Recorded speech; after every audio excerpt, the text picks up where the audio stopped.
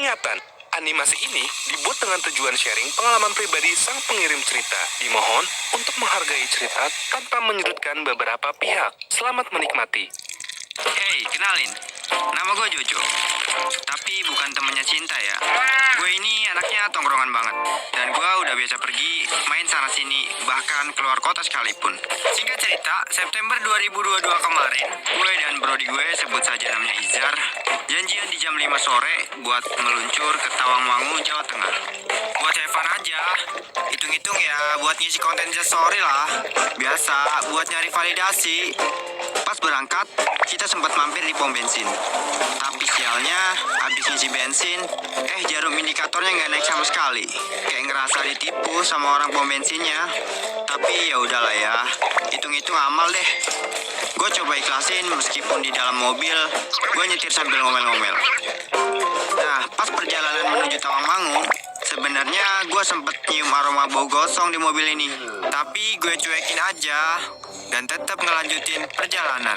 For your information, jalanan menuju Tawangmangu itu berkelok-kelok, naik turun pokoknya, ngeri banget lah.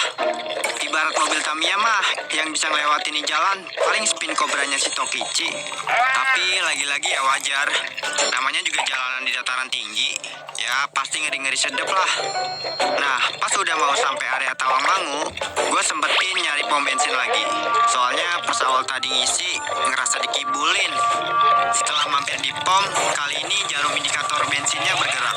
Artinya ya, ini bensin beneran diisi, gak dibohongin lagi.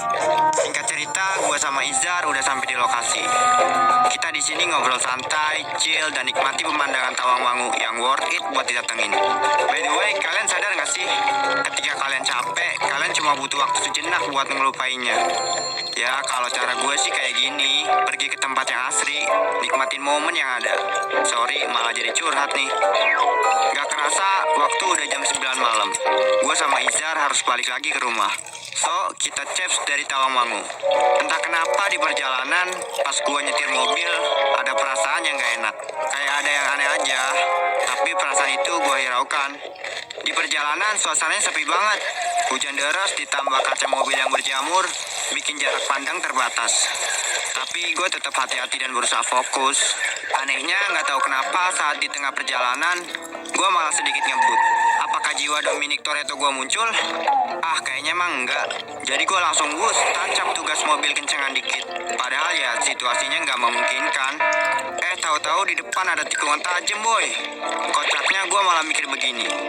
Lurus aja deh, palingan di depan ada tanah. Izar langsung teriak kaget. Nasib, memang nasib. Plus, finally kita berdua terjun bebas bersama mobil ke sungai. Untungnya kita masih terselamatkan sih. Cuman ya mobilnya hancur sehancur-hancurnya. Ringsek dah tuh. Posisi mobil kebalik, kepala kita di bawah dan kaki di atas. Gue yang masih shock berusaha mengumpulkan tenaga. Gue coba pastiin si Izar gak kenapa-napa.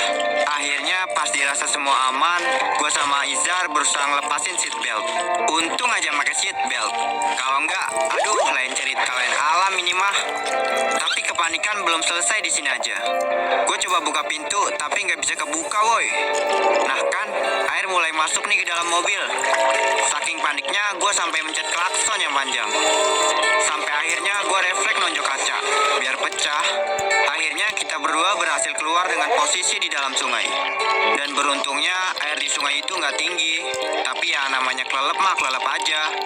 Bisa koit kan kalau gue masih di dalam mobil. Kita yang masih dalam keadaan bingung, masih nggak nyangka sama apa yang barusan terjadi. Selang beberapa menit ada warga sekitar yang bantu. Dan si Izar disuruh buat naik ke atas duluan. Sedangkan gue ngambil barang penting di dalam mobil. Seperti HP, dompet, dan kunci mobil. Terus baru naik ke atas. Kalau boleh jujur, di saat itu perasaan gue takut, sedih. Kayak kenapa bisa gini. Gak berselang lama, ambulan, polisi, dan mobil derek datang. Kita di sana diperiksa dan beruntungnya nggak ada luka yang serius. Dalam keadaan kalut, gue diwawancari oleh polisi dan warga sekitar. Mereka semua bilang kalau gue beruntung bisa selamat. Karena di situ banyak yang kecelakaan dan nggak selamat. Singkat cerita, mobil yang ringsek ditarik oleh mobil derek. Setelah mobil diderek, mobil itu dibawa ke laka lantas dan kita berdua disuruh pulang. Yang bikin kesel sih nggak ada yang bisa nganter. Gimana kita mau pulang? Untungnya HP kita masih nyala. walau sempat kemasukan air. Kita berdua langsung telepon orang tua masing-masing. Tapi nggak ada yang jawab karena udah jam 12 malam. Dengan terpaksa gue telepon sohib gue. Untungnya dia masih bisa bantu buat jemput kita. Yes, akhirnya lucky moment di dalam kesialan hidup. Well, nggak mudah buat gue ngelupain trauma dari kejadian ini. Baik gue maupun Izar masih punya kenangan buruk. Sesekali gue keinget hal yang nggak mau gue inget. Tapi perlahan-lahan trauma itu mulai hilang. Gue makin aware sama keselamatan berkendara. Gue nggak bakal ngebut atau nekat di jalanan yang gue nggak tahu areanya. Perlahan